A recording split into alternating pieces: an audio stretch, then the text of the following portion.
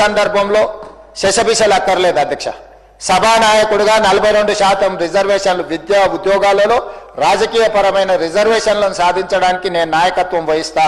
ఈ సభానాయకుడిగా నేను మాటిస్తున్న బలహీన వర్గాలకు, తెలంగాణ రాష్ట్రంలో ఉన్న వాళ్లకు ఈ రిజర్వేషన్లు సాధించడానికి నేను నాయకత్వం వహిస్తా.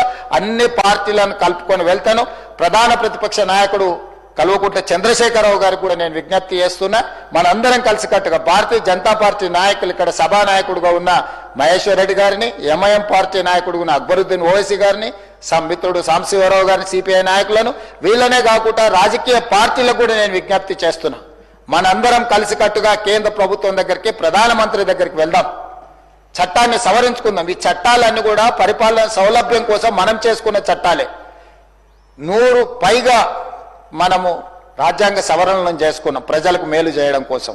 కాబట్టి ఈరోజు అవసరమైతే రాజ్యాంగ సవరణ అయినా చేపట్టడం ద్వారా బలహీన వర్గాలకు విద్యా ఉపాధి అవకాశాలలో, అదేవిధంగా రాజకీయ అవకాశాలలో 42% పెంచడానికి అవసరమైన చట్టపరమైన చర్యలు అన్నిటిని కూడా మనం తీసుకోవాలి.